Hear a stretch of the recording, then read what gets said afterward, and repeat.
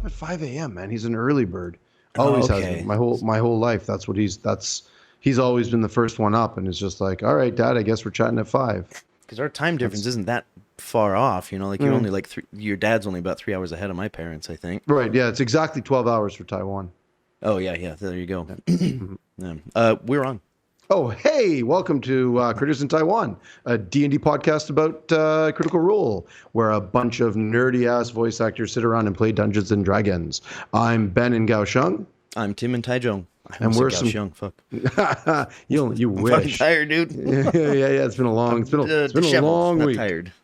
Yeah, so we're some critters in Taiwan, and we're going to sit around and talk to each other mostly, but also for you guys out there.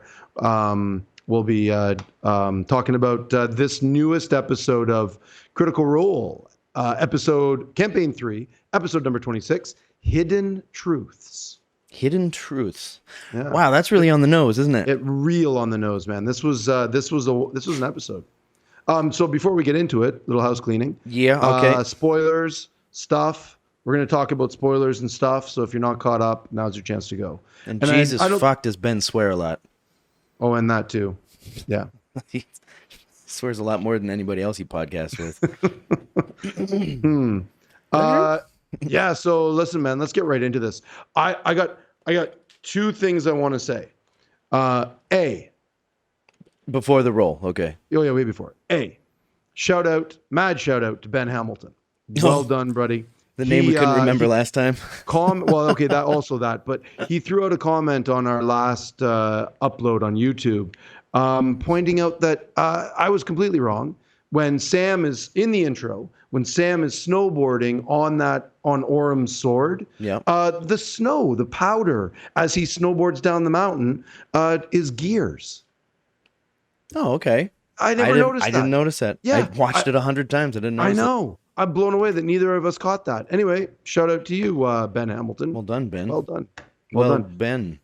Yeah. And two, I just want to just sort of throw this out there right before the roll.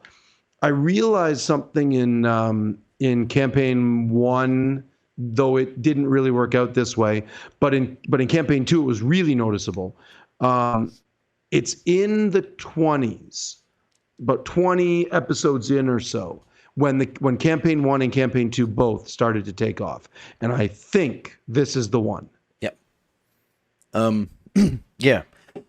I believe it was the episode before Calamity or the episode before that where you had mentioned exactly that.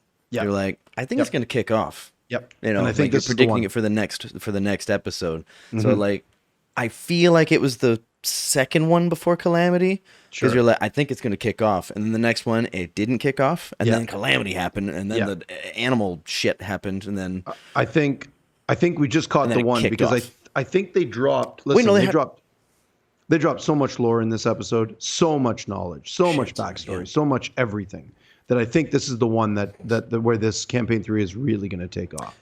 yeah, I'm a little Calling it. surprised that without going into roly points here, a little surprised that not a little bit more happened with the fuck is her name? Dark, cunt. Dusk. Thank you, Dusk. Because like after some things, I was kind of watching her a lot and watching Matt a lot, you know, like because I was rewatching kind of on my phone because I was drunk when I listened the first time through the second half. That never counts for. I don't know how you notes. do that, man. I have a couple of drinks, and the last thing I want to do is pay attention to a TV show. Well, I mean, I'll go to the on the treadmill and I'll get that and I'm watching kind of when you get to the weights and stuff. I'm not watching, but I'm listening. Dead sober, of course, at the gym. And then when I get home, I get some beers. It's Friday night, and then I start drinking. I usually get to the break and I go, "That's a good place to stop because I'm drinking now." So and then I'll watch the rest on Sunday, like hungover or whatever. Or if I wake up early enough on Saturday, then I'll be like, "Hey, there we go," and just kind of do the same thing with the second half. Get a few beers, and then after that, go about your day. All right. But yeah, God, it wasn't until yesterday that I finished the episode. For my first watch through. Listen, I want to get into this. We got Okay. stuff to talk about. then I let's got roll. a D20. You got a D20? I got a Let's D20. do this. Let's do it. Ooh, what a way to start it out, Tucker. Boink. Did you get a book? Oh, I got a book. Good. Yep. I got a 3. It's like the percentage of beginning rollies that I get the book. It's been a few. You know. All right. I'm gonna start with something we have mentioned before, and I think this is going to be my first point as well. I think so. Can you judge from the look on my face? It's a little sour. Oh, maybe not then. It's a little sour. Okay. Okay. All right. No, I'm a little sour because I want to get this out of the way because none of the others are sour. Good. Get the sour out first. Then let's get that acid out. Yeah, I am banned from the Critical Role subreddit. You know, because they put I think I mentioned it before. They put a spoiler in the title, so I like contacted the mod saying like, if you don't understand that's a spoiler, then you shouldn't be a mod. Banned. Yeah. And also like lately it hasn't, other than like cosplay, you know, and like. I guess there's theories, but I don't read theories either because I don't want to, you know. That's been a spoiler like twice, you know, like they've been dead right a couple of times in the past, and I don't want to see that shit. I saw one, it just says post on Reddit, what the fuck, people. That's my note. I read through it, and they was talking about people complaining about the new intro, people complaining about how the song hasn't changed, people complaining about it's too slow and like things aren't happening fast enough. There are people still complaining about how EXU characters are now main characters in this one. And I'm reading through this whole thing. I'm like, why the fuck are you not this person? But apparently there are enough complaints out there that I'm not looking at. That what the fuck, people? What the fuck? What the fuck is up with that? I mean, are you not entertained? You know, like, of course I'm not talking to you, Ben. Of course I'm not talking to anybody who's watching this, but my take on it is pretty simple. It's pretty simplistic. Sorry if it's redundant, but there's a lot of fans, and anytime there are a lot of fans, I'll just point this out right now. Just a quick little parallel analogy, perhaps. One of my good friends here is from Toronto, and he is a diehard, not a big Toronto Maple Leafs fan. That's fine, no problem with that. But a giant Toronto Blue Jays fan, huge. They're his team. Of all the teams, they're his team. And he's on Instagram every single day posting the score of the game because they play 3 million games in the summer. So he's on every day posting the score of the games and whatever. And he is a huge fan. And I'm going to say, like, I don't even know how long the season's. I think it's like 3 months in now, a couple of months in. And at the beginning, like maybe 3-4 months ago, he was like, the Jays are taking the series. They're winning the pennant. They're getting this World Series this year. They're the best team baseball has ever seen. It was all these huge, bold predictions. 2 days ago, they lost to Seattle. Spoilers. They lose to Seattle. Seattle's not doing that great this year. Exactly. No, that was football, I think. They don't have again, spoilers, but I have no idea what I'm talking about. Oh, yeah. Seattle Seahawks, yes. I thought my brain glitched there, and I thought you were going to say... I crossed streams there, yeah. I did too in my brain. You said Seattle has a football team, and I was like, no, they don't. The Seattle Supersonics have been gone for years. Like, oh, he said football, not basketball. Anyway, he posted on Instagram a couple of days ago that the Blue Jays are a hot, steaming pile of garbage and deserve to be thrown in the nearest dumpster and lit on fire. Like, it was just... And this is the hyper fan. And this is a hyper fan, exactly. So I think that's what's happening here, is that people are just, they throw the baby out with the bathwater. They can't see the forest for the trees, whatever you want to call it. There are so many fans like the first one out there that they're just unable to sort of separate what they want and what they're getting. That's my simplistic take on it. I liked the first part that I didn't really think about was that he said there are a lot of fans out there. Of course there are. Yeah. And we all know that. And a small percentage of a large number is still a large number. You know? Absolutely. And also we know this from Twitter that these tiny little small cloisters of people are the loudest. They're the Yeah. noisiest. Yeah. They don't represent the majority, not even close. They're the ones that get the ice cream because they they're the fucking complained. minorityest of the minority, and yet they're the loudest of everyone. So who cares about them? Yeah, it's not affecting me them- at all. I'm just kind of, I feel like I'm in a different realm of other people who love the show Yeah. as much, or maybe not as much as I do. Listen, man, I think most of us are. I think I would say the vast majority of people are just like, no, we love what's happening, and we're totally cool with everything that's happening. We're just letting it happen, and it's all good. There's just a bunch of noisy assholes out there that just are noisy farting. assholes. Yeah, right. Yeah, I read through that thing, and they were bitching about four-sided dive, and they're bitching about calamity. They're bitching like, it's just, why are you choosing to complain? Yeah. Yeah. Especially about calamity and four-sided dive. That was one of my favorites that they've done.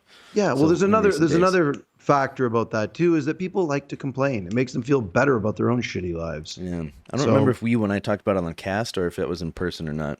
But that's like that's what people like to do now, Yeah, just like to complain. Just complain. Well, complain. It's the algorithm, right? The algorithms. We've learned this over the social media experiment that's been happening lately. Is that the algorithms are not deliberately. You watch The Social Network, right? The algorithms for these social media sites are all designed to maximize outrage. It's not deliberate that they're looking for negativity, but negativity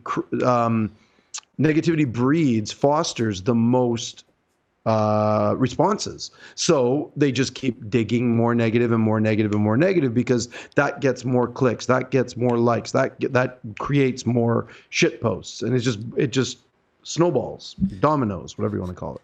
I'm gonna have to tell you about this off stream because I think it's kind of brilliant. Last night my dreams were nuts, and I had like a movie idea that's pretty similar to that. I'll have to tell you about that after. All right, cool. If it's about social media, it's already been done. Nah, not quite. Is it about a bunch of dudes racing around in muscle cars talking about family? That's exactly what it is. Damn, I'm a fucking genius. Brilliant. You're in first prize. No, you're not.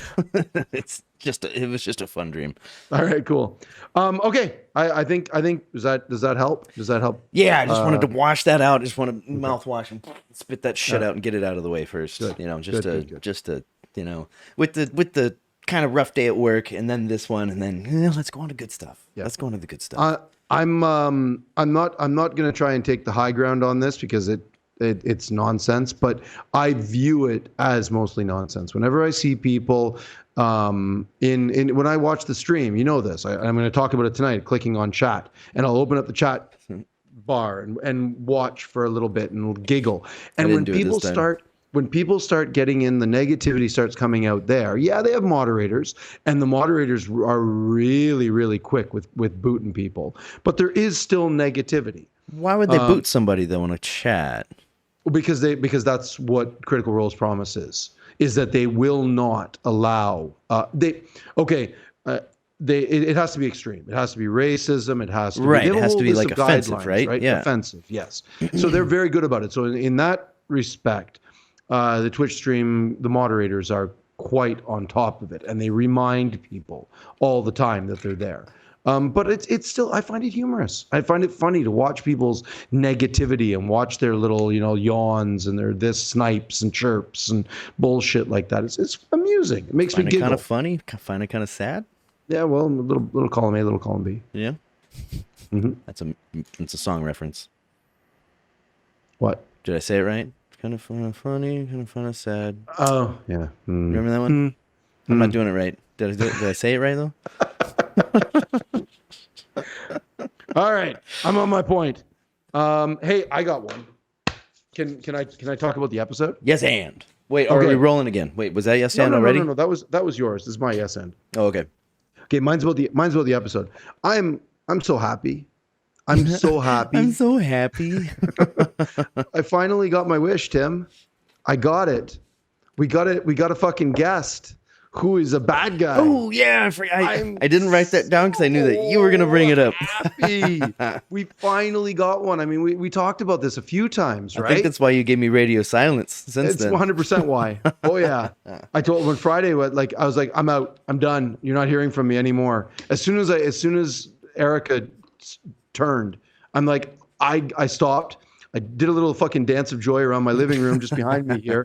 And then I sat down and I said, I think I sent you a message and I'm like, okay, I'm out, dude. I'll talk to you on Tuesday. Because this, I mean, we talked about Archon with the chopping the hand off Vecna and bamfing out and gone, right? That's he still it was not a bad guy. He just sort of betrayed them at the end, but didn't really do anything bad to them. Fucking Dusk is going to murder Fern, or attempt to. So she is a full on bad dude. Like this is bad. Well, and in sheep's clothing, man, 100%. Let's remember. I mean, yeah. Let's remember also that Dusk. What's Dusk? He, she, they. What is this? What is this? She person. She. Yep. Not to be confused with Erica. Right. Okay. Yeah, Dusk. I think Erica does identify as she or they. I think she does too. I think both are okay. Yeah, I think she does she, her, they. So it's fine. Yes. Okay. If not, sorry, Erica. But the character Dusk, which I think identifies similar to her, also didn't know that the Calloway line went one dip further. Yeah. In the episode. Right. That was okay, dude. So I wrote down who this person was that she was talking to. So hey, let's just enlighten. There's a lot in here right now. There is a lot. So I loved it when Matt's like, I'd like everyone but Erica to leave the table. That was not the first time that everyone but one has left, because the very first time that happened was was Travis, I believe. And first campaign? I don't think they did it in the first campaign. I think they only did it in the second campaign. Correct me if I'm wrong, but I believe so. I believe the only time they did it was when Matt started doing that was campaign 2. I think you're right. Wow. And I think it was Travis was the first one when the dreams from Ukatoa started happening. Ukatoa. Thank you. So anyway, that was a moment, and Erica fucking played it brilliantly, and she clearly she was acting the whole time. Listen, man, there's a lot here. Clearly, they planned this out. We can stand this for a while. We don't need to roll again for this. We can discuss this for a bit. Yeah, clearly Matt and her talked about this. This obviously, and clearly Matt was like, "Hey, I'm gonna do this thing. I'm gonna ask everyone to leave the table. And I need you to act super surprised or act however you want. And be like this." And then they had this conversation about what they're gonna do. And she said pretty quickly, pretty quietly, "I'll take first watch." They're like, "We're watching in a hotel." And be like, I thought that's kind of what you do. This was all just planned. acting. Yeah, this was all planned out. And when that voice, and Matt introduces the voice clearly for us, because they're already in on this. So this is just, I don't know if you caught all of this, but this is the Sorrow Lord Zathuda, bearer of the lightless flame, Grove captain of the Unseelie Court. What a fucking title. Jesus Christ. Oh, and I will say this. You know that I never turned the chat on for the first watch, my first watch. My second watch, my rewatch, Sunday night. Avoid the temptation. I avoid the temptation. I just enjoy. I don't take notes. I don't do anything. I just enjoy the episode. But when it was coming, I turned the chat on, and as it was coming on, I started noticing that the chat was saying stuff, and I'm like, wait, rewind. And I zipped back a little bit, and I went back and I watched what chat was doing. And as soon as he asked everybody to leave the table except for Erica, 20 people in chat said she's evil. This is it. This is immediately. Immediately, they were all jumping on board, and so. Little fucking golf clap to chat there for figuring it out way before. It was pretty fucking cool, man. I dug that. I was all onto that. I appreciated that. I was gonna say that maybe it makes sense, but I mean, I didn't predict it because I don't like to predict. I'm just a viewer. Mm-hmm. But so, I mean, what else would it be? I guess it would be a dream, perhaps, but it wasn't a dream. Yeah. Well, when she starts talking, and dude, is Erica ever good? That fucking switch between Dusk and then whoever she really is. Yeah. Because I don't even think Dusk is her real name. Maybe it is, but probably not. She's got some other name, I'm sure. The switch, the mannerisms completely changed. The voice completely changed. Everything about completely changed. It was a shift. And at the very end of the dream, I realized why. I don't know if you caught it or not. I don't think you did. At the very end of the dream, she says, "Okay," and then if as Erica or as Dusk, so Erica said to Matt, this is before everybody else comes in. Matt's like, "Yeah," and then you see her. She just sort of rolls over in her sleep, and a riot of color passes over her face. Fucking changeling. She's goddamn changeling. Oh, okay. And this is I did watch that twice. I was like, what did she say? Yeah, a riot of color. And she's a changeling. And that's why she looks like an elf or something and is able to change because she's a changeling. And I was sort of thinking, I'm like, this is again another calamity thing, another calamity carryover. It's again.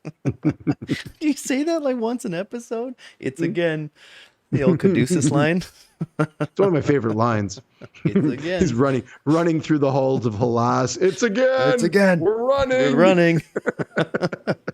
It's again. We're running. The greatest. I don't think we need to roll for this, but I do have on here. Okay. Erica's character, Dietz. Now I know her name. I didn't remember her name here when I was watching it. This looks like my drunk handwriting, so this must have been Saturday. Yeah, class, race. I'm still not sure. It says it. And I didn't see it because it was in my pocket. It does say on the screen. I think it's Warlock. Yeah, I think. I thought she had something in common with somebody else, but I thought it was something more special. Might be a small multi-class. It might be Bard Warlock. I had initially hoped that it was going to be Blade Singer because I'd love to see a Blade Singer. But got that cup in there, buddy. It wasn't. Shh. Hitting the soft stuff, are you? Yeah, yeah. The one other thing that I just wanted to say real quickly about it, there was two little tidbits that were dropped that don't make any sense whatsoever right now, and that is that he asked her about the Moontide crown. Okay. And that's clearly what, like, Fern clearly doesn't have it. Birdie, it's likely that Birdie and Ollie do. And then the other thing that he sort of said was right at the very end, this Sorrow Lord Zathuda, Saminar grows impatient. Like, I didn't do a deep dive into the wiki because I was like, it's not really necessary. But there's a lot that was there in this little. It was only a 10-minute conversation, if that, and there was a lot there. Yeah, man, yeah, he dropped a lot of names and shit. Yep. I didn't catch the name of the crown, but as soon as he said crown, or when I went back and listened to it the second time, I was thinking about the Spider Queen crown. Yeah, no, it's different. It's a different thing. And I was getting like, oh, we're gonna. Yeah, okay, no, that's a different one. That's a vestige. The Moontide crown is going to be something different. Not that it couldn't be a vestige also, but it probably isn't. It's probably just some other relic. Yeah. And I believe it was the last time we did this on our last episode. You were talking about Fern's like lineage because she was like, "Oh yeah, they call me princess." You know, is she being chaotic or is she telling the truth? Yeah. On that note, and they were mentioned in their little conversation there. We don't know who Birdie and Ollie are, right? Like they sort of said. So this is jumping way ahead in the episode, right at the very end. Imahara Joe started saying about how one of them's an elf, right? Yeah, and there was this weird, and then they tried to dig into it, and Ashley just Fern didn't know. Yeah, she of course she knows her parents. Shit, does she I don't know parents? I don't know. Fuck. Like one of them's half elf, you know, like you can tell that there's elven descent there. That's all that was said. I never even thought about that. Like half elf, half fawn. I mean, right. I mean, imagine that video, you know. But let's just talk about that for a quick second, then, because those postcards that she pulled out at the very end of the episode, those are 100% her grandma's, right? So they're handmade. Yeah, like okay. So here's my quick theory on it. What were Ollie and Birdie? Good. dump infant Fern in grandma's lap and then take off and go save the world or whatever they're going to do. I think they stole the Moontide crown from the Unseelie court and are on the lam. Unseelie, that's what it was. There was Right. Seelie and Unseelie. Was that, were those both Seelie, two terms? Yeah, Seelie is the good guys, loosely. In the Fae, everything is fucking weird, right? So Yep. Seelie is the light, and Unseelie is the dark. That's sort of the way. Right, when we saw Negofern. That was Unseelie. Right. And then Perhaps. when remember when Loquacious gets called back in Calamity, and the door opens, and he's given the chance to escape into the Fey realm before Avalier burns. Oh, right. And that was the Seelie court. That was the queen of the Seelie court, calling back all of her children. Jesus, man. So Yeah, it's deep lore, dude. This is like deep. There's novels out there on this stuff. It's crazy. Okay, So- sorry. My theory is, here's my ahead. quick little theory. I'll keep that. I need to keep that one there. Yeah, my quick little theory is that Birdie and Ollie stole from the Unseelie court the Moontide crown.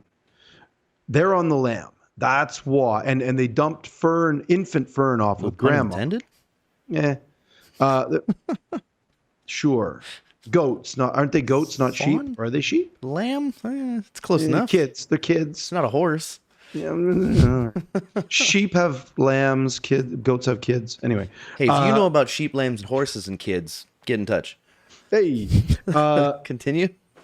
So they dump off infant Fern in grandma's hands, and then over time they start sending messages to grandma letting her know where they are, and don't worry, we're still okay. As Fern starts growing up, tell her that everything is going to be fine, and the reason we're out is because we're saving the world. So grandma concocts the story with all of these postcards that she's writing out and saying, hey, baby Fern, they got this. I just got this in the mail. I just got this one in the 2 weeks later. I just got another one in the mail. They're now wherever. They're now here. They're in Aor. They're in this place. They're in that place. And they're doing all of these things. And that's what you mean by they're from grandma for sure, right? 'Cause Yes. That was kind of one of mine where it's like it's not from mom. Yeah. Grandma's sending them, but are they from mom that grandma's just sending along? I think they're from just 100%. Birdie or Ollie, one of the two, is using the spell sending to send messages to grandma, telling her. And then grandma is transcripting the messages into postcards that she is telling Fern are postcards from mom and dad. Because she's old school. And Right. sending is a little bit modern. Right. Which doesn't make sense in this world because magic is older than time. Sure. Dude, there's nothing about this that makes sense. It's all just fucking theories. Whatever. But At that's this point, yeah. that's one of mine. That's one of mine. That's what I got. I I want to go with that's what's happening. pull that string off right there about infant Fern. So she said that she hadn't seen him for 90 years. What is Fern's age? She said something like 114, Something like that, 130 or something like that. Somewhere in that range, mid-hundreds, yeah. So Yeah, so like if it's been 90 years since she saw her parents and she's like, let's say 130, just for sake of argument, sake of point, that means it's like a good, 40 years of real years. She's still young. I don't know.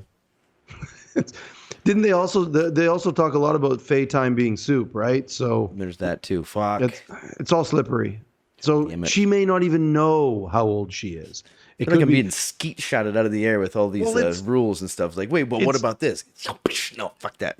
it's not even so much that, man. It's just that this is Ashley Johnson's maniacal character that she's created. I think we said this earlier, or one of us said this, is that Ashley looked at how fucking gnarly Jester was out of Laura's brain and was like, "Oh, I'll do that. That sounds fun. Let me make a character that's just that's random as well. Sounds fun." And this is Ashley's take on a random character where nothing makes sense. I mean, dude, she was like full on, just like we need somebody who FCG was like, we need somebody who can drive the crawler. I've got lots of driving experience. No, you don't. Nobody questioned it. They just laughed at it a little bit. I think they're used to it. Yeah. That's great though. I had to go back. She said it pretty quietly. It was a little bit buried, So I went back. She's like, "I've got lots Man, of driving experience." so good. It's so don't good. you? So I don't think we can accept anything as real canon at this point. Like it's all it's canon as far as they say it until they change it. It's like because I think in a lot of respects, Ashley has written this character as she just doesn't know, but she's got the machismo and bravado to try to convince everybody that she does know. And I think that maybe we could learn how Ashley is kind of doing it. As far as like, wait, princess? I was like, well, yeah, they call me princess. And she's of course they probably did. Ashley going like, should I just push this like thing that's not true because I'm Fern? Or is this a little bit too important for the lore at the moment? No, I think Ashley has realized that this is Ashley's. Well, I think what I just saw this react thing down there. I didn't realize it would show up. pushing buttons. Yeah, that's the Ashley and Travis in me. I think that what we're witnessing is Ashley's actual growing up into D&D. I think the rest of them did it in the end of campaign 1 into campaign 2, but Ashley was gone with that show that shall not be named. No, what are you talking about? I liked the show. It was fun. It was a good show. Blind Spot. Never saw it. It was really good. First 2 seasons were great. Then it jumped the shark a little bit, but they never got it back on track. Things started getting really weird.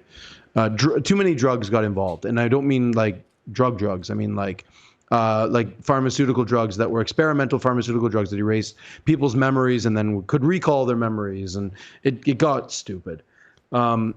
Anyway, I didn't know we had spoilers about Blind Spot. When Ashley was gone, she didn't really get a chance to flesh out Yasha to predictable results. But now she's fully invested into this character, and I think what we're seeing is her really coming around into her little D&D evolution here.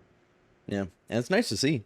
Well, it's fucking great. It's amazing. There's quite a bit of a difference between like the first couple episodes and now. Well, she knows that like that princess nonsense, she can push it as far as she wants because she's had this conversation with Matt that Fern's full of shit. And Matt's just going to be like, yeah, no, that's not real. You can say whatever you want. I know that Fern is a liar, or not a liar, but embellish or whatever. And I don't have to worry about that being true or not because we've had the conversation. It's great. Now, Imogen, she, from what I understand from rewatching the first episodes, she has this, she basically attenuates or calms down this ability to be able to read minds, and she can if there's one person here but a lot of people are farther away, she can open up a little bit. It's almost like a radius kind of thing. So it seems that way. We're learning a little bit about what this is definitely homebrew because I've read through the Aberrant Mind Sorcerer and there's none of this there. So this is sort of her and Matt have had this little homebrew shift to this class, which is cool. Very cool. And I'm wondering if they're still figuring it out or not, because she has to roll every now and then, and she's already filled one in the first couple episodes where they were like, okay, and now you're hearing a lot of hissing, so you kind of want to get away from people, or you want to keep that. You can't use it anymore. Yeah. There are everything repercussions else is at disadvantage because of it. Yeah. But like she can allow herself to open her mind and hopefully get this one person. And with that in mind, with Fern being there, I wonder if she's as easy to read as a fucking human or the other races. I don't think it matters. I think that like when thoughts, she was right? It's just whatever she's thinking. Yeah, it's just thoughts. It's all it is. If she can read FCG, then she can probably fucking read Fern, no problem. I mean, yeah. Yep. Yeah. Yeah, man. It's yeah. Hey, should we do some rollies? Yeah, sure. Let's get a rollie in there. Okay. We've only done one, so we should probably do another. Oh. Ooh, it's your turn. That's a 4. Oh, I got a 12. I thought mine was not very good. Yeah, okay. All right. Well, I'm going to Imogen's Dream. That was 34 minutes on that one. Yeah, it was. Or from start to that one. No. The split the party moment was pretty fun. Okay. I think this should be the other one that maybe we should we should sort of have a little chat about. And that was the second big revelation in this episode, was when right before the break, the break here, when group number 2, so they split the party. Again, like I kudos to Matt for figuring all of this out, right? Like being able to keep track of where group 1. So who was group 1 was, hang on a sec, I wrote this down. Here we go. Group 1 was Ashton, Chetney, and Imogen. They were going to the Palace of the All Minds burn. The second group is FCG, Fern, and Dusk. They went to Finders Takers, the little black powder boutique place. Right. And then the third group was Orem and Laudna, and they went to go stake out the Seat of Disdain. So I want to talk about the second group, where FCG, Fern, and Dusk, they went to Finders Takers. Great name, by the way. This is Esmer, the FCG's original sort of repair person, right? Like when Dancer's partner, I use the word partner loosely. I think you're right. They seemed like they were together. It's hard like to sort of say, but listen, seems like a bitter parting. So let's talk a little bit about that. Like FCG witnesses Dancer and the rest of the bots being murdered, destroyed by this Cyclops or one-eyed monster, as one-eyed whatever they want to call it. Right. Fun However, little Laura wants joke. to picture that. Oh yeah. Laura's face during that one is Sam was like, Laura Bailey's a child. There were a lot Sam, of or fun, that was Matt? That was Sam. And even Ashton or even Taliesin was like, Matt, I saw meat piles, like murder. Taliesin said that, yeah. Taliesin said not this to Matt, Ashton, yeah. Not as Ashton. He was full on like, I saw this, right? Like in the Matt's like, yeah, you saw the aftermath of a battle. You saw bodies. Yeah. And it's like, okay, so yeah, he arrived after it had happened, right? Yes. Yeah. He went in and the only one that was still functioning was FCG. So here come the theories, man. Yeah, well, right. So we know from this episode that it looks like Dancer isn't dead. Like she was there a month ago, and this accident, this in the mines, this thing the murder in the mines happened 3 months ago. So, what the fuck's up with that? What the fuck is up with that? I have nothing. I genuinely don't have anything, and also because prosthetic arm. Oh right, yeah, the whole that. Yeah, yep. Okay, but chime in if any of this doesn't make any sense. My first thought was that they were having this terrible battle. It wasn't going right, but FCG was too special to allow him to be whatever. So somehow she put him in stasis, or there's some command that she has that's just like, all right, so he's just out of it at a certain point, and then she continues battling. When they both show up, does FCG see her dead, or does he come back? Does he bring them back at Milo's back home? He says that it's he, they. It's he, they. Yeah. FCG says that he saw them being murdered. I think that's a literal quote. Okay. Yeah, I think Sam literally says that. I saw them being murdered. And excuse us, viewers, for us not getting this straight. There's a lot of fucking shit here. Mm-hmm. But didn't Imogen also see that, or did she not get any clear image? Oh no, Imogen, when she dug in, she just got flashes. She got a bunch it was all just a bunch of blurry flashes of blood and fighting and conflict. But that was a memory of. But it was a memory, yeah. And then she got blocked, right? It was, and that's not what Sam did, unless. So this is that when I remember thinking this when that thing was happening. This is something that Matt and Sam have talked about. They're like, yeah, they're smart enough and they're invested enough now to know that Matt's like, okay, Laura's playing a mind, an aberrant mind sorcerer. She's probably at some point going to be digging into FCG's past, trying to figure these things, and not just FCG, but also Ashton and everybody else. At some point, she's probably going to start digging into past to try and help them remember things, because there's things that Ashton doesn't remember too, and there's stuff that obviously FCG doesn't remember. Matt's probably had this discussion either with himself or he's told. You look like you just had an idea. Yeah, I know. My screen, my whole screen just changed. That was pretty amazing timing. Oh boy, that's very white. There we go. That's a little better. It's still very blue though. Anyway, so he I think he's either had this conversation with them about it, or he's just sort of said to them, let me deal with your past memories and don't worry about it. And that's the trust they have with Matt for saying, okay, yeah, I trust you and I believe that you're going to actually do the right thing, and that's what's going to happen. So far, so good. I mean, yeah, so far, so good. I've only really seen Matthew slip up like a couple of times. Once on Talks Machina, where where he gave information that he wasn't supposed to. I don't know if you remember that from campaign 2. I remember the instance. Yeah, where it's like, I don't think I'm supposed to say this, but blah blah blah. Yeah. Well, no. He said like, well, then you got those messages from Vesterogna, and then like everybody shut up, and they're like, oh, like right. Danny was on the side, like, wait, Ves sent those, and then Matthew was like, right. Well, now I'm just trying to get these things straight. I'm just trying to say it, and like I don't think he hit it that well at all. No, because the next time he was, I remember that. After that, they're like, no, keep talking. I think it was Marisha was sitting there too, and then they were all just like, what, because he gave some information early.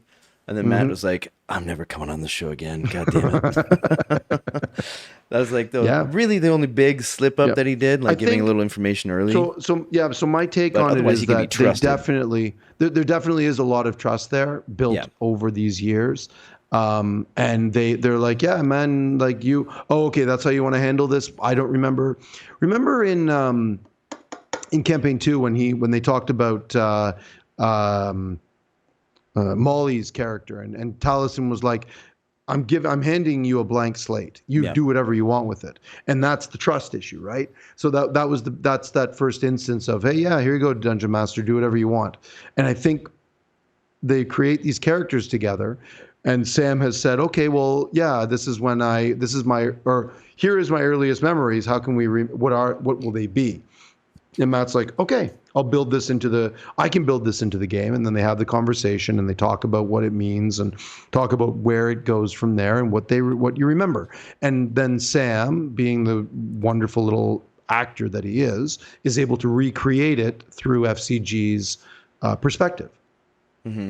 I mean, honestly, there are things that Sam knows that FCG doesn't. And he's able to play FCG's reaction to them or knowledge of these things very well. I mean, that may seem like a very obvious thing, the separation of player and character, but I know from experience it's not as easy as they make it look like. It isn't that easy. Okay, so what I've still got this like trying to work out some chronology in my head where it's like, okay, battle, FCG sees it, he has the memories, got it. And then also, if Dancer's not dead, which seems to be obvious at this point, she's also got a prosthetic. When Ashton went in there with whomever, did he go with people when he went in? Or did he go in with that party and they didn't survive? He said, I'm pretty sure he said he went in by himself. Is that how it went? Okay. And then like... Sure. Not totally sure, but pretty sure. I'm not sure on that one either. And then going in there, seeing Dancer, quote unquote, dead, but then FCG was over there in good shape, so brought FCG back and was just like, oh, she's dead. But she actually wasn't dead. Maybe she was unconscious, but somebody came back and was like, oh shit, healed her, fixed her arm, and now she's alive somewhere. Also, the other thing, remember the wonderful line? That's the most fanfic you'll ever hear from me. Well, there's also a wonderful line in there where later in the episode where Joe says that's Pussy's buzzsaw, right? Oh yeah, he noticed Pussy's. Yeah, right. So did FCG come out of there with it, or did they go back and get it? In the first episode, he does say Laudna asked. I think it was Laudna asked, "Did you bring the corpses? Did you salvage the corpses?" And then he said, "Oh yeah, I did pick a few things off of some of the other people, like this buzzsaw, this thing, this thing." He did say that in the first episode. Okay, so they went back and scavenged then. Either that or at the time. No, because they'd have to go back, right? Because Milo brought him back online, maybe. Maybe. because otherwise Ashton's just toting him out like a fucking backpack. Right. Which and then probably is pretty heavy. Or maybe, he's using them like a Segway. Well, Ashton's pretty strong though, right? So it's maybe not a big deal. I don't know. 18, There's 19? Maybe we don't think maybe don't have to focus on the details there with that one, but the idea that there were dead bodies there, like if it was all just robots or automatons, then there would have just been gears and parts and things, right? Yeah. But he said that there was blood and meat and death and murder and stuff. Yeah. So Townsend made sure of that. There was also Dancer, and then it wasn't just robots, right? Wasn't Dancer and Axer? Axer was another human as well, or something. I think I was awestruck at the time. I don't remember names. Yeah. I did get the confirmation, perhaps. Yeah, there's a lot of fucking questions here, dude. I know. Of more than one human. Like in the beginning, I thought it was just Dancer and a bunch of automatons, and then like one special one, and then later on, it was like, oh wait, but you see this memory of like death, blood, meat, all that shit, and I was like, oh, so more than just Dancer. Pretty sure Dancer was an artificer who made a few robots, and then clearly, okay, let's just jump then. If we don't even need to talk about this, right? Discovered. We find out that FCG wasn't made by.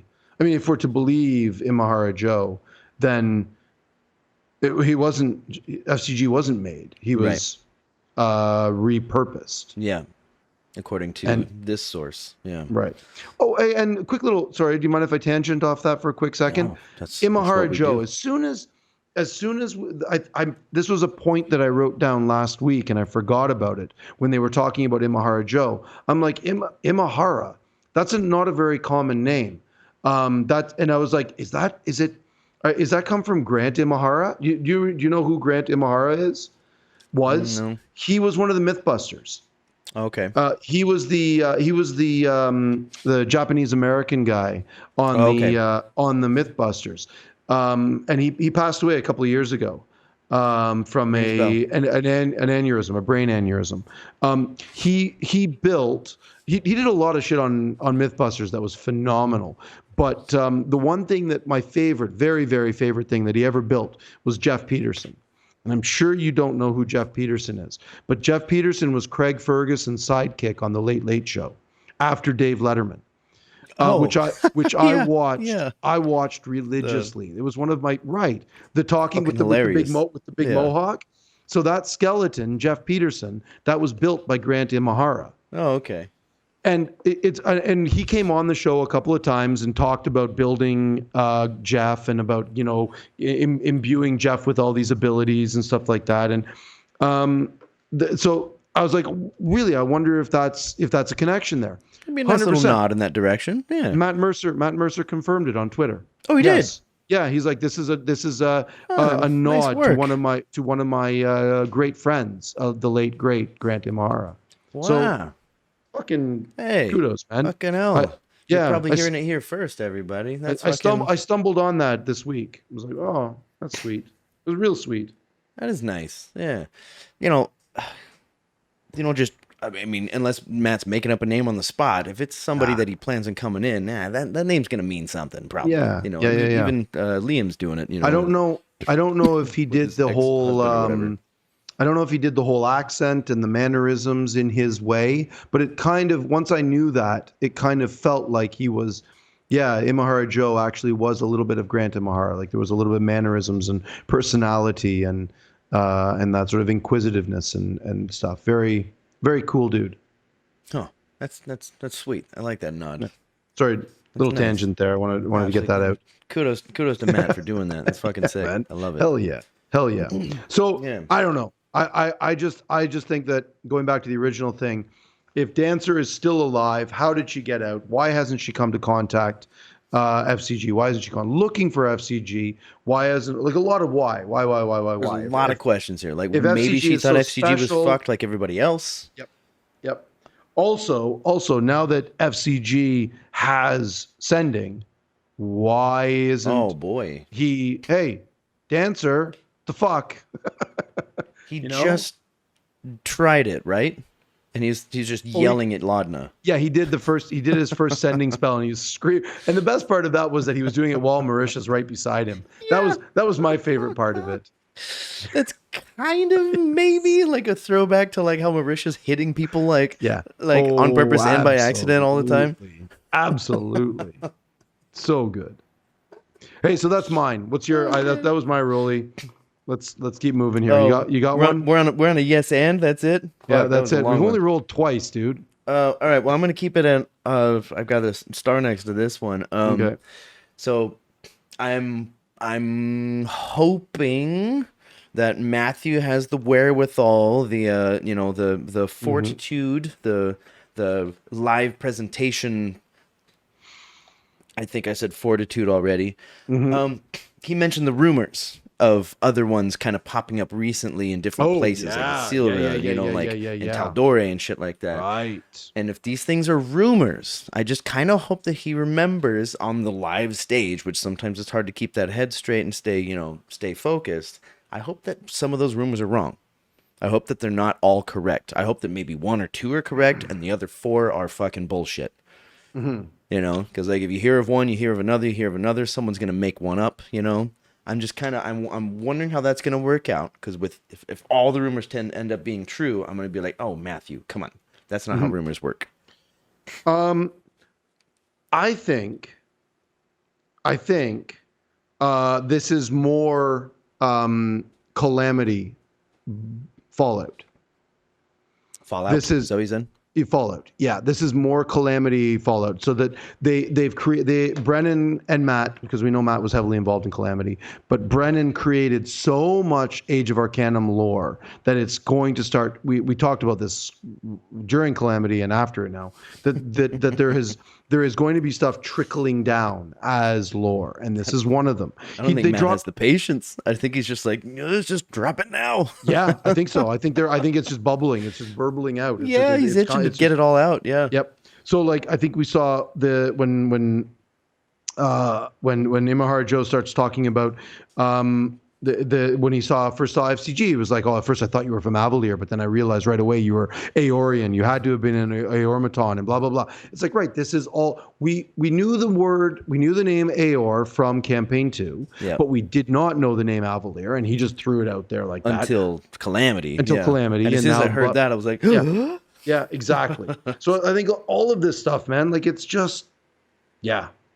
And with the Calamity. Just questions all over the place. All over the place. This is not a recap. We're not going to tell you how it works. We don't know. Well, I think it's wonderful that we're getting all of this information, and it's like, really amazing.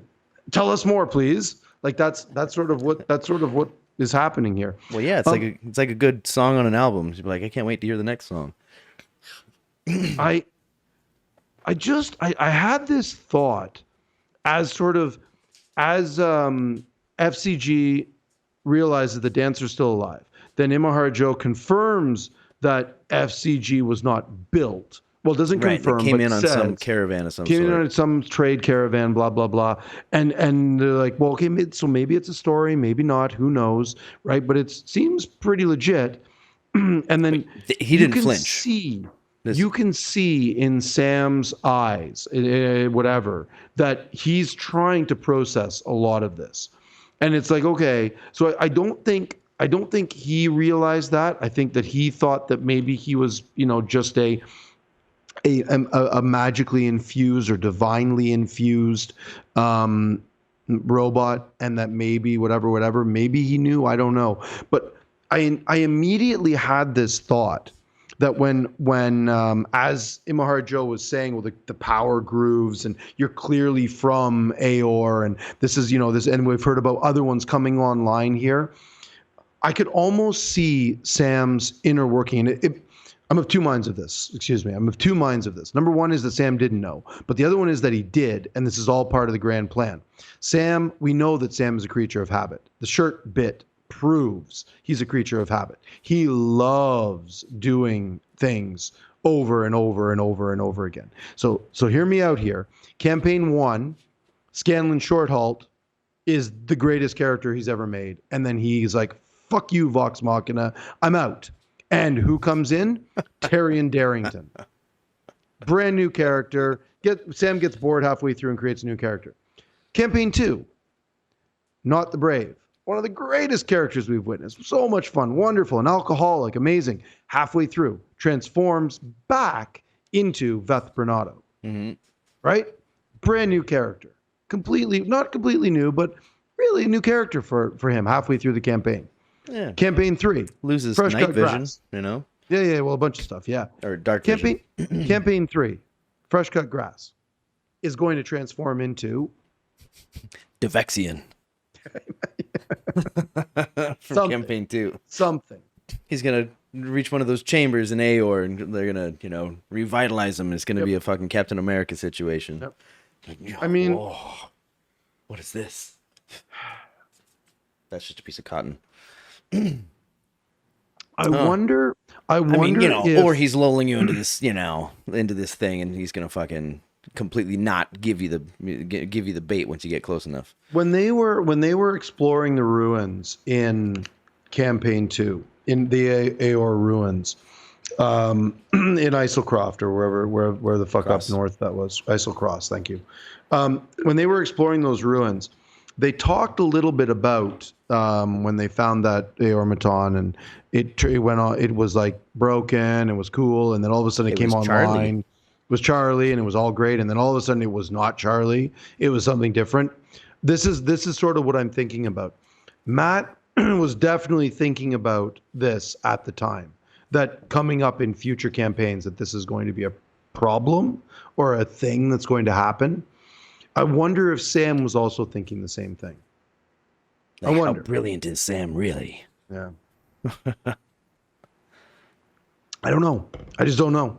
I like to think that that's sort of what's going on, but dude, I would like to think so too. I mean, like, Matt was. I mean, as the third campaign started, right off the bat, every time Matt played a character that was seeing FCG the first time, yeah, they're like, "Holy fuck, what are you?" Never seen anything like this before. Everybody was in awe of this thing, Yeah. Like that one that he was like, okay, you're getting a little, like, she started saying stuff that was like snot, like, so what do you know? What do you like? And then, it's interesting that this is, like, oh, excuse me, but I'm still a person over here, like, he was not shy about that at all. No.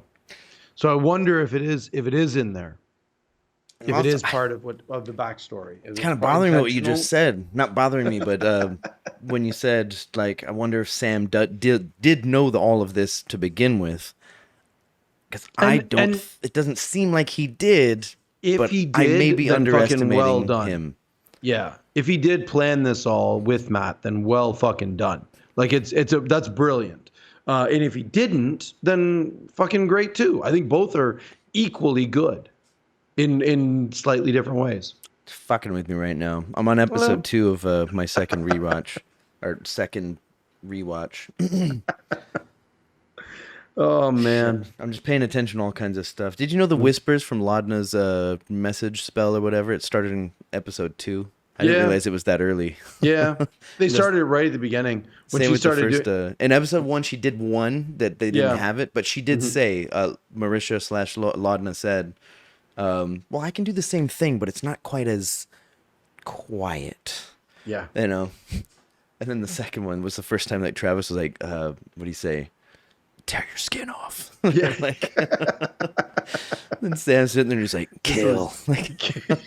Yeah, they were really like creepy about it in the beginning, and they've just sort of evolved. This one made me a little bit sad about that. Up.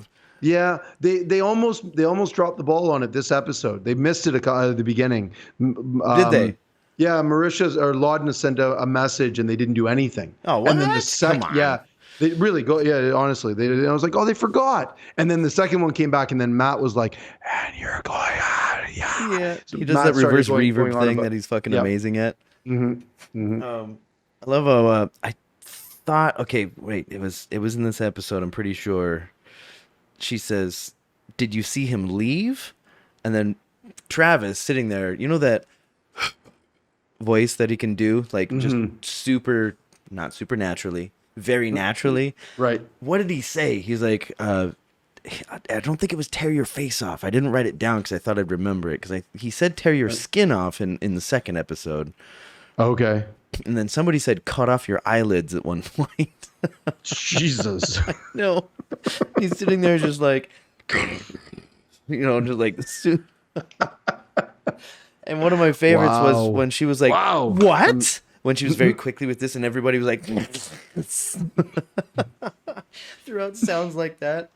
I wonder if they have to be like, sorry, wait, what was that again? Like, actually, what was that again? That was a lot of sounds. Yeah, I love. Or if that's canon, like if it happens like that, and sometimes you can't hear what she says. I think it should be. I think 100% should like, be. They don't understand her. They'd be like, the character didn't understand you. Nor did I. I don't know what you said. Critical Role does a really good job of keeping Rule of Cool simple because they're loose and fast with the messaging thing, right? In the beginning, when Caleb and Not were doing it, when they first started using this, because it's a cantrip. Cantrips aren't really supposed to be that powerful, and it's supposed to be like you know where they are. It can't just be like, well, I know they're in another room, but you don't know where they are. It has to be pretty much within sight. It's not very powerful. So they're pretty loosey-goosey with those rules, and that's totally fine. I'm good with it. I think they handled it all right, yeah. I just feel like sometimes, every once in a while, the little bit of the rule lawyer in me creeps out, and I'm like, no, guys, you can't do that. You can't do that. You got to be, but I gotta get out of my own way sometimes with rules, and I need to be a little bit more Rule of Cool as opposed to raw. Man, that's my own thing. Yeah, that's why like I'll sit there sometimes and just in awe of these DMs, just like how much better of a job that they would do than because I've never done it before, and I'd be like, it's so that much patience practice, right there. man. I would never be able to do that patience, or Yeah, like giving someone this shit right here. Oh, I wouldn't be able to hold that in. Like, yeah, it's years. It's literally years of practice. Like think about you're a musician. Think about your ability to when you began playing a song. Never be able to do that. Well, never be able to do it. A couple years later, hey, all of a sudden I can do it. So it's it's just literally just practice. That's all it is. Like anything else, just practice. Rollies? Yeah. We're over an hour at this point, so hey. Yeah, we got maybe a couple more, and then we're good. Maybe. Yeah. My other ones are not so deep. Yeah, me too. I think we've done the big ones. Oops. I got me a 6 there. I got a backwards 6. Oh, really? Upside down 6. Well, I'll go ahead and give that one to you then, eh? Literally, I got a 6 that's upside down. Oh, I got a 9 that's upside down. Who wins? Oh no. Let's roll for it. Okay. I want to throw a little something out. Why the fuck did Orem take that spyglass away from Fern? Oh, I forgot about that. Why? Like, I again, there's another. I went to chat. Why wouldn't you just opened ask up chat for on this one, and they didn't. Nobody really had any reason. A bunch of people were throwing out. You can't do that. Orem's good guy. He's playing loose and fast with alignments and stuff. And it's like, and the alignment thing hasn't really come into question since campaign 1. They never really talked about it in campaign 2 at all. It really came up. Like it never came up. And I think that's a good thing because alignments can be handcuffing. It's not particularly fun in D&D to adhere to alignments. The paladin dilemma where the paladin has to be lawful good, which traditionally has meant lawful stupid. That sort of that whole idea of a paladin Don Quixote tilting at windmills, right? Like that stupid shit. So I don't like it in D&D. I personally don't like alignments. I think you should use alignments as a rough guideline and go from there. But people who were genuinely saying like, yeah, he can't take that. Why? He's not a bad guy. This is going to shift his alignment or blah blah blah. But it's like Broomgate all over again, yeah. Also, one other thing he did say was he's like, well, Orem has a passive perception of 26, so blah blah blah. He threw it out there real casual like, but I did the math. I don't know how that's possible. I've been trying to figure out what it. When they said it made my jaw drop. I'm like 26. Yeah, at level. What are they now? 4, 5, 6, something like that. Yeah, 6, I think. 6 now, right? He did take a feat. He did take a. It has to be a feat and it has to be an item, right? He either took alert or observant. I think he took observant because he can read lips now. I think he took observant, right? Right. Alert is another one, but I don't think it's. And he has the Sentinel shield, which is his shield lets him roll advantage on initiative and perception, but it doesn't give anything. Observant gives you a +5 to your passive perception, and it gives you a +1 to your wisdom score. So and if he has expertise in it, it doubles his proficiency modifier. So the math gets partway there, but not to 26. 26 seems Yeah, a little much. I mean, it's a little nothing's much. getting past this motherfucker. Yeah, if you have any ideas out there, if anybody's listening and they have any idea how it could be that high, please let us know. Because I sort of did back of the envelope math on this one, and I'm like, yeah, I don't get it unless there's something I'm completely missing, which is likely. Or then the other alternative is, much like we all do, is just hyperbole. And he was like, Liam was like, my passive perception is so high that it doesn't matter, so I'm just going to make up a number 26 and just say it. You know, hyperbole is a thing, so I don't know. Yeah, it was. Yeah. What's Travis's smell bonus to perception? Oh, it's advantage. It's just advantage. I think it's just advantage. Yeah. The lycanthrope ability that he has is I'm pretty certain I read that it's just advantage on perception with smell, which is still pretty fucking amazing. It is. Yeah. Doubles your chances of higher roll. Yeah. My question to that would where did Fern get the spyglass? I forgot. Did she steal it from that airship? She stole it. Yeah, she stole it from the captain of the airship. Okay, I'm guessing that he wants to maybe give it back. That was my initial take too. You know, because he's eventually going to have to get back there, or he has some use for it in Zephyra. Yeah, they're all. Well, I don't think he would. I don't think he's stealing. He would. He would ask for it, right? Yeah.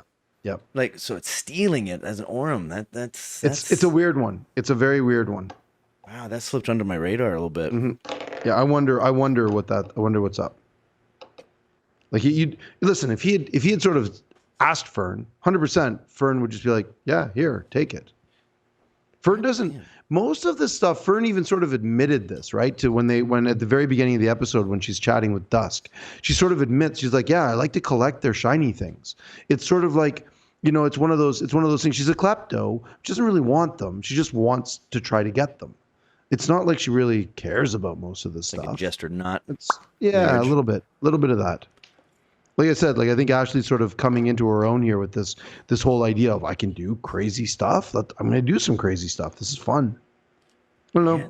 That's mine. I don't really have anything for it. I just sort of curious what. I'm going to pay attention to what what he does with it. Be like, well, he's got it now. I think in a few episodes down the road, he'll hand it back to the captain. I think. Yeah, probably. We'll and Fern's not going to notice, especially because she didn't steal it because she wanted a spyglass. I don't think. No. She stole it because nodded it. Yeah, exactly. She stole it. She palmed it because she was like, oh, he likes this thing. I like this thing. So, man, it's kind of crazy how this works out. I'm gonna yes and with Imogen's. This is from Four-Sided Dive. But her introduction of the fly spell, which we talked about a little bit. Yeah. How it was great. How they were just like, you can fly, and she's like, I didn't know that either. I don't know. He was falling, and I just went for it, and it worked. And they were like, wow, that's really cool. They've been doing that the whole time, basically. Travis is out there, and he's like, and my eyes roll back, and and it's just out of nowhere, but nobody ever talks about it afterwards. They're just like, oh, hey, you're a new level. Oh, cool, new spell. Out of character. No one's. Or on talks, they were like, do you think that this character would find that a little bit unnerving because it seems like an evil, like a devilish thing, And then they talk about it on there, but they didn't really bring it up in the campaign too much. No, not too much. I love it, that whole thing, the fact that they talked about it. I really like that in game. Yep. Because we don't have the talks anymore, the talks mocking anymore. So in game, they talked about how she got that, and I hope to see a lot more of that in the future. Yeah, especially with Imogen, because she's going to learn some shit that I don't know anything about until she does it. Wait until she gets Psychic Lance. Remember, we saw Sam use that spell. Loquacious used that spell. It's fucking devastating. So she's gonna get some. She's gonna probably put a spin on it, some flavor with that, and get some fucking devastating spells that are just gonna be, gnarly. And I hope Wadna brings it up. Like, how did you do that? Yeah. I think You're right. I wonder if they've sort of been chatting a little bit about that and saying like, hey, we don't have the talks, we don't have the after show. Four-Sided Dive gets into the evergreen questions. Hey, and little shout out there to Ashley Johnson for bringing up. I don't know what an evergreen question is, right? Right? Yep. Yes, Yep. yes, that was fun. I enjoyed I was that. right I was like, behind that one. gotcha. That's wonderful. That was really good. I really like that. So we've got Four-Sided Dive for the evergreen questions, but we don't have the weekly talk show the after show that we so desperately want.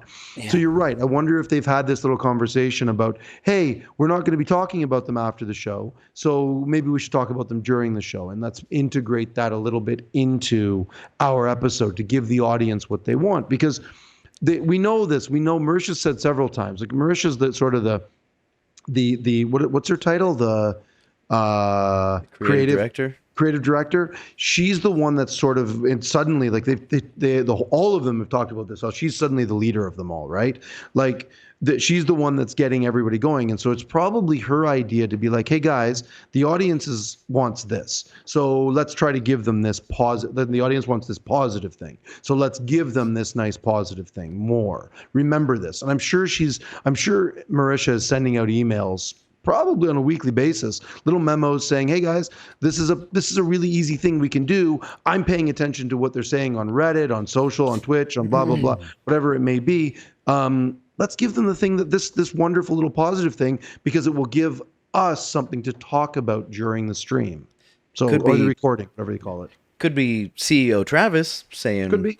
Hey, notice this. Could be now higher in the ranks producer Danny Carr saying, guys, we don't get to talk about this anymore. It could be, and it's likely is a combination of all of that. I wonder if they're getting meetings every now and then where it's like Sam hates going to the meeting, but he still shows up anyway. Like, well, Marisha's mentioned a couple of times in either Four-Sided Dive or on other things, maybe in I forget what else, but she said like, you wanted it, you got it, this and that. So I think that it feels like she's paying more attention than others are, but that could just be her voicing. Right. Yeah. It might be some other people being like, hey, what about this? 100%. What about this? And then like, okay, there's a team, okay, right? It's a big team. So yeah. Yep. I'm just really happy that they're doing it right. They really are doing it right. Yeah.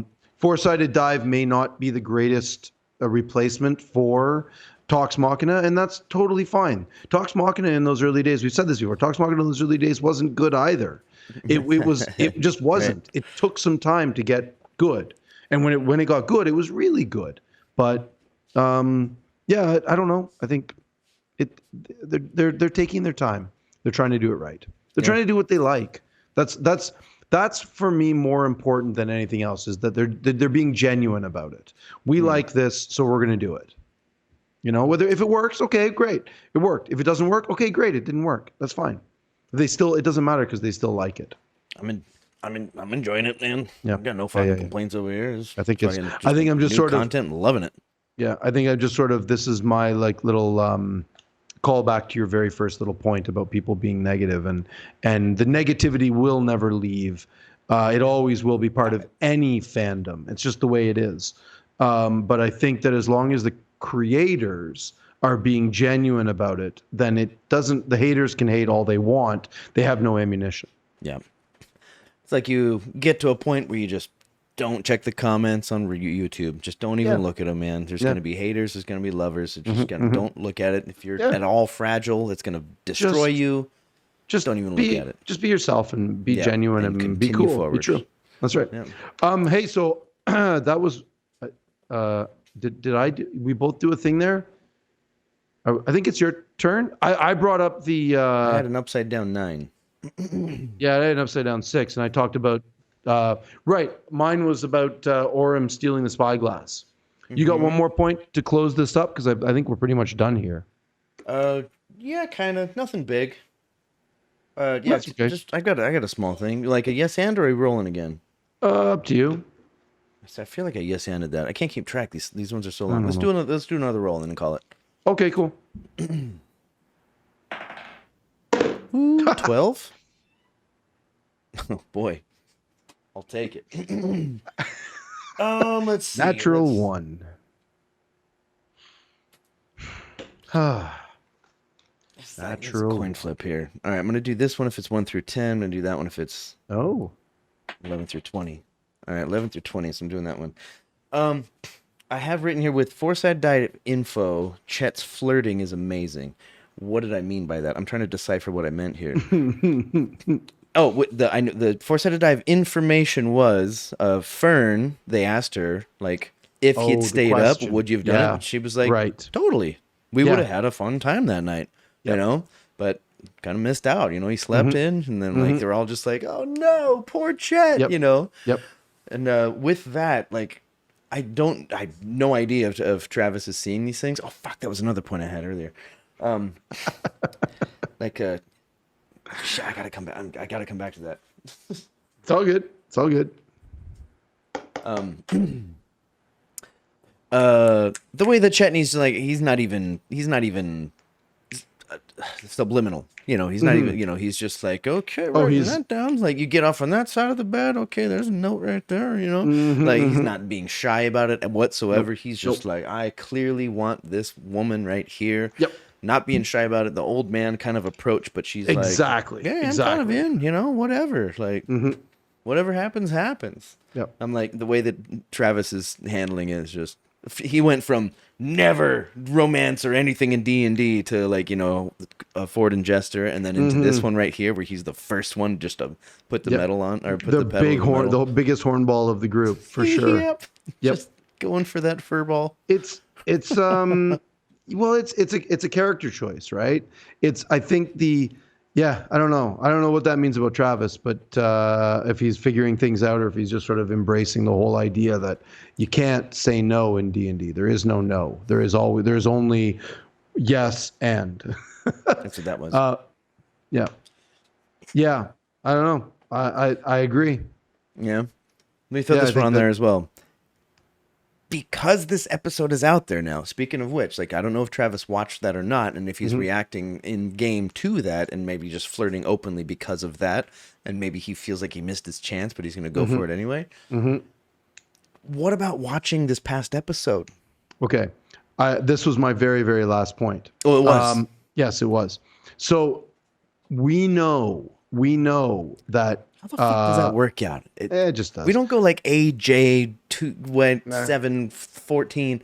Well, sorry, I'm just my immediate thought when everyone left the table and Erica and Matt have their little conversation, and now that we know that Erica Dusk is a bad dude. My immediate thought was when Sam discovered the big reveal of Keyleth's mom on the island of Rumblecusp. How did he find out? Through chat. Yeah, that's how he found out, right? It was through chat. Yep. They can't do this now. So this is not. These are pre-recorded. Right, they're pre-taped. That's right. So here's my thought. Good point. They're gonna have 2 or 3. I figure 3 on the outside, but I'm betting it's more like 2. This one and one more. Dusk is going to reveal next episode. And I think I did that. Did I look at the clock? Where's my calendar? 1, 2. Yes, because they only have one more episode. Oh no, they have 2 more. So there could be 2 more. There could be 2 more episodes before they take a week off. The last week of July. Oh, right. You know what sucks? And these 3 episodes are all pre-taped. So last week, this week, and next week will all be. Dusk will either reveal next week or the week after, where Hell's Bells, and they will not have a chance to find out beforehand. And Matt knows that. Matt 100. Listen, there was no other reason why they would have done this. You can go on YouTube today, and watch it if they wanted to. Right. But it wouldn't help them if they pre-recorded the other 2 episodes. Oh, because they've already done it. Right. Okay, I see what you're saying.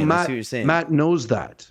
Shit, that's how it works out. Okay. Right. Otherwise, there would be there was 0 reason to have that conversation on stream, at the table. 0 reason. That conversation could have been an email or an in-person conversation over coffee. There was the only reason for that was for us. Yep. which is awesome. Which is amazing, right? And of course, you feel it when that happens. Of course, you see it and you feel it, and they all leave. It's like less than 10 minutes, and they're just like, you juiced us. The next 2 episodes, I'm guessing, don't know for sure, but I'm guessing the next one for sure, the cast still doesn't know. And I'm guessing the one after that, the cast still doesn't know. Yeah. And in these two upcoming episodes is when Dusk is going to give her big reveal. I have a feeling they already know, or some of them suspect. There's been some chatter that Imogen may already know or suspect that Dusk is not what she. Oh, I guess if she's able to do this, then that makes sense. Yeah. That's fucking weird. I haven't. It feels like astronomy, like when you go out and you look at those stars that far away. That's how long ago it was as well, right? Oh, speaking of watching these episodes, like did you see the new James Webb images that just came out? I saw one. There's only been one. The other ones are going to come out in 2 hours. I've got my NASA live stream in the other window here. 10:30 p.m. for us. 10:30 a.m. Eastern time. NASA's going to release the next set of images. So. They're spectacular. Keep me posted. Yeah, man. Stay tuned. My alarm set, my friends. Hey, let's call it. Yeah, sure. On that note, I'm done there. Space, Ruidus, galaxies, planes of existence. Right? Yeah, that's right. Hey, you ever guess their roll numbers? When they sit there with this much having seen them do this so many times from first campaign, second campaign, third campaign, all the odd side shots, and be like, ooh, well, that could be like a 12 or a 13. Oh, I see. You know what I mean? You're like, it's not bad. 16. Didn't Marisha have a wonderful role like that? It was like, oh, it's really bad. And they're just like, oh, it's not that bad. 21. And they're like, what? That was just like, I thought it was a 3, but it was a 16. Yeah, that was a weird, and then she sort of clarified. She's like, well, the light. I'm like, okay, studio lights maybe made a 16 look like a 3, but still, it was like 2 numbers that like one of the numbers was curved and the other one was not curved, and they were one was 1 digit, the other was 2. Yeah, it's very. She also weird. had the other where she rolled with advantage, and then she was like. That journey she went on. We talked about this before, man. These fucking dice that they must be using, these boutique dice. Like I've seen some of them. Go on Etsy. Some of these boutique dice that you can order are just you can't read the numbers at all. They don't make any sense. They're gorgeous. They're beautiful, but they're just like I like my dice nice and look. That's a what is that? That's a 2. It's upside down. I like that's how big these ones are. It's an 18. Well, this is a giant die. This is a 35 millimeter dice, so it's the big boy. Even these chumps at the CR table, they have some of these same dice that I do, and you have the 7 and the 1 right next to each other. I know, and they're like, "Is that a 1 or a 7?" It's like, come on, that's pretty easy to see. It's very easy to see. Very easy to see. And then when somebody gets confused about the 9 or the 6, I mean, there's a line. Oh, there's a dot on those ones. On period. Yeah. On this one there's a line, right? Like here's the underneath it. You underline the number. There's a 6, and then the 9. Obviously. Where's the 9? The 9's right beside it somewhere. Right. And when it's a little period like that, it's a period. It's not a fucking superscript. Yeah. Like, how could you ever get that confused? All right, I got a puppy that needs to be walked somewhere. Yeah. She's made her way back and forth a couple of times. She needs a walk, so I got to take her out for a bit. Okay. Sounds good. In the bedroom. All right. How do we usually do this? How do you want to do this, Tim? Fuck. It's been a Tuesday, eh? Whee. Yeah. All right. Well, hey, if you enjoyed it, or if you fucking hated it, get in touch down there. On the emails and the discords and the whatevers, yeah. Comments. We like comments. I like the comments the most. The Dax the monk, Vax the monk, Vex and Vax the monk. What's his name? Dax the monk and Ben Hamilton. Yeah. Cheers, guys. We appreciate you a lot. So many fucking questions about this episode, and speculations. Not my jam, but hey, if you got some ideas and anything that we got wrong, fucking chime up, man. We always love to see that. Dax, you're fucking great at that. Yeah, man. He's got some knowledge. They've got some knowledge. He's got some knowledge. He did say he. Yeah. Yeah. I missed that one.